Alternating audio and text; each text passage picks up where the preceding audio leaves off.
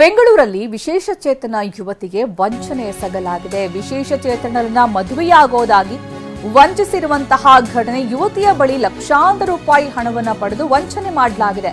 ಸುರೇಂದ್ರ ಮೂರ್ತಿ ವಿರುದ್ಧ ಈ ವಂಚನೆಯ ಆರೋಪ ಕೇಳಿ ಬಂದಿರೋದು. ಮೊದಲು ಪರಿಚಯ ಆಯಿತು, ಅದಾದ ನಂತರ ಅದು ಪ್ರೀತಿಗೆ ತಿರುಗಿತು. ಆದರೆ ಇಲ್ಲಿ ಹಣದ ವಿಚಾರ, ವ್ಯಾಪಾರ ಅನ್ನುವಂತಹ ಒಂದು ವಿಚಾರಕ್ಕೆ ಶುರುವಾಯಿತು. ಸುರೇಂದ್ರ ಮೂರ್ತಿ ಹಣ ಕೇಳೋಕೆ ಶುರು ಮಾಡಿದ ವ್ಯಾಪಾರಕ್ಕೆ ಅಂತ.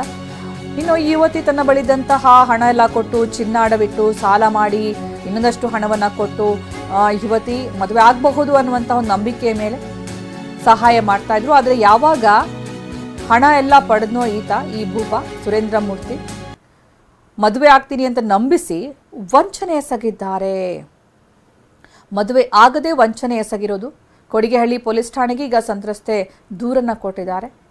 ಇನ್ನು ಈಕೆ ವಿಶೇಷ ಚೇತನ ಯುವತಿ, ಮದುವೆ ಆಗಬಹುದು, ಒಂದು ಜೀವನ ಸೆಟ್ಲ್ ಆಗುತ್ತೆ ಅನ್ನುವಂತಹ ಒಂದು ಸಹಜ ಆಸೆಯೊಂದಿಗೆ ಈಕೆಗೆ ಯಾರೋ ಸಹಾಯ ಮಾಡಿದ್ರೆ ವಿವಾಹ ಆಗಬಹುದು ಅನ್ನುವಂತಹ ನಿಟ್ಟಿನಲ್ಲಿ ಆಕೆ ಲೋನ್ ಮಾಡಿ ಕೈಯಲ್ಲಿದ್ದಂತಹ ಚಿನ್ನಾಭರಣ ಎಲ್ಲವನ್ನ ಕೂಡ ಅಡ ಇಟ್ಟು ಆತನಿಗೆ ಸಹಾಯ ಮಾಡಿದ್ಲು ಬಿಸ್ನೆಸ್ಗೆ ಅಂತ. ಆದರೆ ಕೊನೆಗೆ ಏನಾಯಿತು ಅಂದರೆ ಆತ ಕೈ ಕೊಟ್ಟಿದ್ದಾನೆ. ಹಣ ಚಿನ್ನ ಎಲ್ಲ ಪಡೆದು ಮದುವೆ ಆಗ್ತಾ ಇಲ್ಲ, ವಂಚಿಸಿದ್ದಾನೆ ಅನ್ನುವಂತಹ ಒಂದು ಗಂಭೀರ ಆರೋಪವನ್ನು ಸಂತ್ರಸ್ತ ಯುವತಿ ಮಾಡ್ತಾ ಇದ್ದಾರೆ. ಇನ್ನು ಆಕೆ ಈ ಬಗ್ಗೆ ಪೊಲೀಸ್ ಠಾಣೆಗೆ ದೂರು ಕೂಡ ಕೊಟ್ಟಿದ್ದಾರೆ. ಇನ್ನು ಲೈಂಗಿಕವಾಗಿ ಬಳಸಿಕೊಂಡು ಮದುವೆ ಆಗದೆ ವಂಚನೆ ಎಸಗಿದ್ದಾರೆ ಅನ್ನುವಂಥದ್ದು ಯುವತಿಯ ಆರೋಪ ಕೂಡ.